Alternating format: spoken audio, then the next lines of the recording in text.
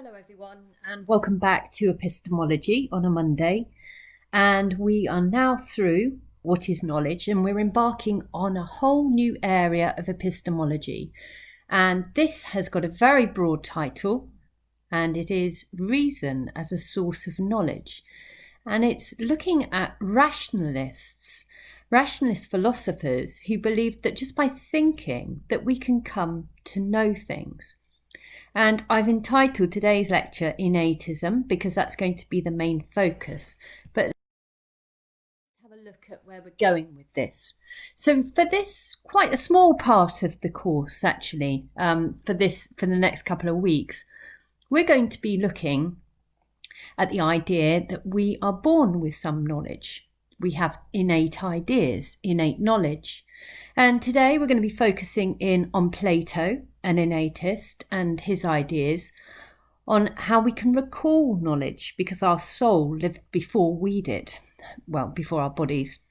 And then next time we're going to be looking at this debate between Leibniz, who was a rationalist innatist, against somebody called John Locke, who we will get to know in a big way. And he's an empiricist and completely disagrees that we are born with any knowledge.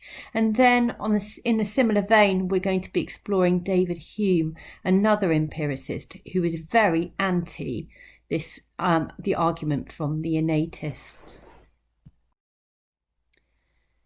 So really, let's just think about the ultimate question here. We are trying to discuss and explore where our knowledge comes from. And on the left-hand side, we've got the thoughts of empiricists.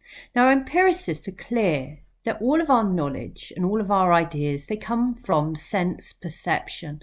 So what we see, what we touch, what we smell, what we hear. And all of this comes from experience. So we are not born with any innate knowledge. We are born a blank slate, a tabula rasa.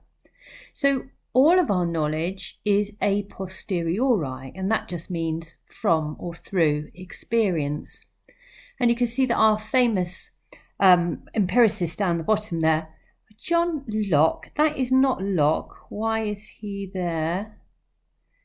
The pictures are wrong. Ignore the pictures. We've got Locke and we've got Hume. And then over on the right-hand side, we've got our rationalists. Now, they claim that the ultimate source of knowledge, certainly certain knowledge, is reason or thinking. Now, they're not stupid. They do know that much of our knowledge is also arrived at through our sense experience. Okay, through what we see and what we hear, and they absolutely accept it. But they are making a further claim then that some of our knowledge is through just thinking. Some of these rationalists are innatists, and we mean by that, they say that we're born with some of this knowledge. So some rationalists are innatists and say that we are born with this knowledge. So the difference here then is that they say that knowledge can be a priori or before experience. So there's our dividing lines, and our main rationalist innatists are Plato and Leibniz. We're not going to look too much at Descartes at this point. So ignore those pictures on the left. They are not right at all. So let's start with Plato. And Plato's claim is that some of our knowledge is innate. And that's because Plato believed that there was another realm in which we existed before our physical selves. So we have a soul, and this soul existed in what he calls a noumenal realm, the noumenal realm. Now, at the moment, we're in the phenomenal realm. So Plato believes that there is another world and that our souls are immortal. And before we turned up here, we had experienced this noumenal realm. And in this noumenal realm, there were forms. Now, forms are perfect and pure forms of everything that exists. This includes the form of beauty, the form of goodness, the form of a dog, the form of everything. Let's take the form of a dog, for example. So Plato argues that we are able to recognize different versions or different instances of dog because we already have this concept of dog. And when you think about how different are the instances of dogs are in this phenomenal world, but we seem to be able to place them in this category, this concept of dog. So we come across hairy dogs, massive dogs, fat dogs, spotty dogs, but we are all able to say there's something about that thing that has dogginess about it. So we are aware of these imperfect representations of dog because we've already seen and been aware of the perfect representation of dog, the form of the dog, in the noumenal realm. So this idea that Plato gives us is one of concept innatism. And it's the idea that we have got concepts, we've got knowledge of concepts that we're born with innately. And Plato believed that we deal in types of things. We don't deal with instances. We categorize things into types. And our experience, our day-to-day, our perception, can only ever inform us of individual cases. So one chair looking like this, a blue chair in that room, a wooden chair in that room. But to have a concept of chair, Plato is saying that we need something that is innate and not a particular.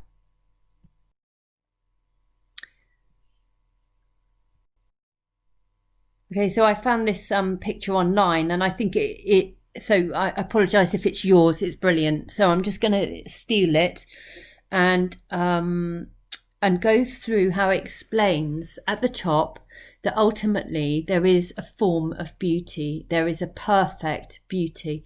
We call it the form of beauty.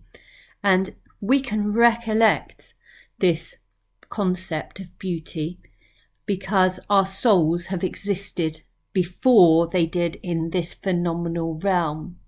And that then filters down in us being able to identify beauty in terms of all kinds of instances. So we might see beauty in natural settings or in people or in artifacts that we might make.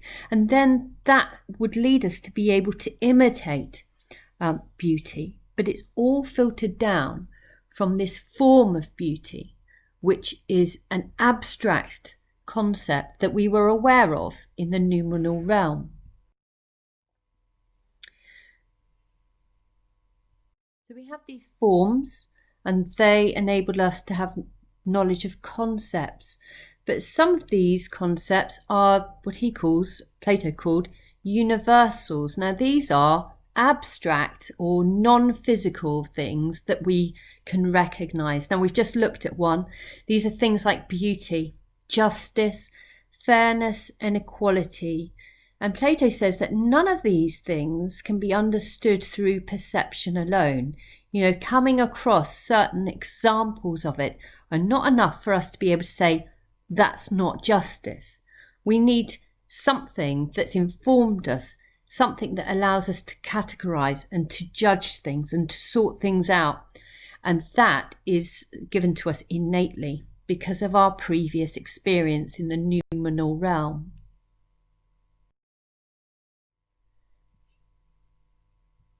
Another example of this, a universal, an abstract sort of concept that we seem to have knowledge of, is equality. So whether things are equal or unequal. And this is covered in an extract that you might want to look at online, have a little read of it. So knowing something, whether something is equal or not, is not something we arrive at through instances. We need an awareness of what equality means before we can judge any instances. So we're talking about this split world, the phenomenal realm that we are in at the moment, and the noumenal realm that our souls have existed in before. And you might want to just try and put the opposite description in. So the noumenal is very much spirit and soul, whereas the phenomenal realm is to do with matter and the physical. And we can see that in the noumenal realm, we have the perfect form of everything, whereas we have an imperfect form in the phenomenal realm. So you might want to just make a note of how those two things correspond. You may well have come across Plato's Allegory of the Cave before, and it's used to explain many of Plato's different ideas and concepts. But here I just want to point towards, in the cave, we have got a group of prisoners that are chained up and they are facing a wall. Now, on that wall, there are shadows being cast, and for them that is their reality. That's what they feel is really in existence. But can you see that they're just a shadow of what is really happening? And it's only people who manage to escape the cave, and we're talking at the top here, philosophers, who can see how the world really is. And this is Plato's ideas about appearance and reality, is about truth and misconception. And Plato's ideas are that there are true forms of knowledge and goodness and everything, but we just need to look beyond the obvious and to be philosophers, really, to realise this. So concept innatism, which is Plato's form, does basically revolve around three ideas: about an acceptance of the world of forms, about the idea of recollecting knowledge or recalling knowledge, and the idea of universals in terms of these abstracts that we all seem to have an awareness of. One of Plato's arguments for innate knowledge comes in the form of the slave boy argument from the Meno, in which Socrates demonstrates that a slave boy can come to knowledge just through prompting. So he asked a slave boy who was without education whether he could work out twice the area of a square.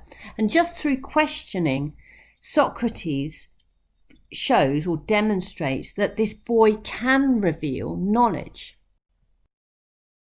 So Plato asserts that knowledge can be gained through rational or logical methods, and in the Meno, Socrates demonstrates that a slave boy can work out complex mathematical problems simply by a process of asking and answering questions. The problem is how to find twice the area of a square, and the slave boy manages to work out the correct answer by a process of developing more complex ideas from simple ones. Now, Plato thinks that this is a proof of innate knowledge. So Plato asserts that some knowledge must exist innately by asserting the idea of recollection again. He claims that the slave boy is an example of this theory, because through a process of questioning and reasoning, he was able to remember things he once knew but had forgotten. Very quickly then, a couple of problems with the slave boy. Now, number one, it might be that we can come to knowledge through reasoning, okay? It could be that reason is the key, but this isn't necessarily a case of innate knowledge, is it? Can't we sort of come to knowledge through deduction rather than remembering or recollection? Secondly, might this slave boy have come to this knowledge through experience of shapes? You know, okay, he hasn't sat in the classroom and studied geometry, but he has had to deal with shapes and objects in his life, so maybe it's gained through that. And finally, critics such as A.J. Ayer says it doesn't make sense to say that you know something if you can't remember that you know something.